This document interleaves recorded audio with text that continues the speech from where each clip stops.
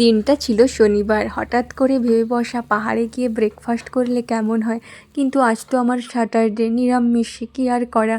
তাই ভাবলাম বাড়ি থেকেই যদি কিছু একটা বানিয়ে নেওয়া যায়। যেই ভাবনা সেই কাজ। ম্যাগি বানালাম, ওর জন্য একটু এগরোল, আর নিয়ে নিলাম কিছু ফল। ছোটোখাটো পিকনিকের উদ্দেশ্যে পাহাড়ের দিকে রওনা দিলাম, কিন্তু কোথায় যাওয়া যায়। প্রতিবারের মতন রাস্তাতে পেরিয়েই আমরা ডিসিশান নিই যে গন্তব্য কোথায় হবে। শেষমেশ পানিঘাটার উদ্দেশ্যেই রওনা দিলাম। পানিঘাটার রাস্তা কিন্তু ভীষণই সুন্দর, সুবিস্তৃত দিগন্তহীন চায়ের বাগানের মধ্য দিয়ে কেউ যেন কালো এক রেখা টেনে দিয়েছে পাহাড়ের উদ্দেশ্যে। নানান ধরনের পরিযায়ী পাখি আসার তো সময় হয়েছে, আর গ্রামের মধ্যে দিয়ে আমরা এগিয়ে চললাম পাহাড়ের কোলে এই ছোট্ট বয়ে চলা নদীটা। যদিও বর্ষার সময় এই নদীর খরস্রোতাটা ভীষণ ভয়ঙ্কর হয়ে যায়। আশেপাশে রাস্তাঘাট যে পরিমাণে ভেঙে গেছে তার অনুভূতিটা খুব ভালোই হচ্ছিল। দুজনে এই মিষ্টি রোদ্দুরে বসে অনেকখানি সময় কাটালাম। খাওয়া দাওয়া হলো, গল্প আড্ডা হলো, আর নানান ধরনের জ্ঞানগুজব আমার বর তো দিতেই থাকে। যাই হোক, যে পরিমাণে আমরা ম্যাগি খেয়েছি আর এগরোল খেয়েছে, আরে বাপরে বাপ, কী আর বলি। পেট ফুল হয়ে গেছে।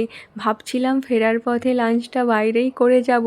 এই যা ব্রেকফাস্টের চাপ, পুরো ব্রাঞ্চ হয়ে গেছে আমাদের। পেট ফুলিয়ে খাওয়া দাওয়া করে মন খুশি করে রোদ পোহানোর পর রওনা দিলাম বাড়ির দিকে।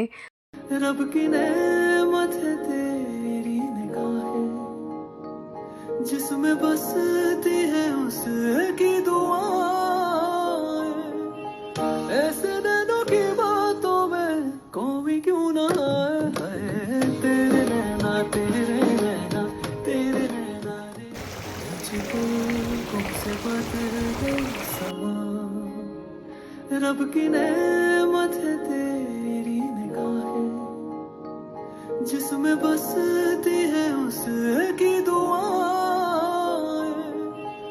এই যে দেখছেন রাস্তাগুলো এত ভীষণ করে খারাপ হয়ে গেছে। প্রথমবার যখন এসেছিলাম তখন কিন্তু এতটা খারাপ ছিল না।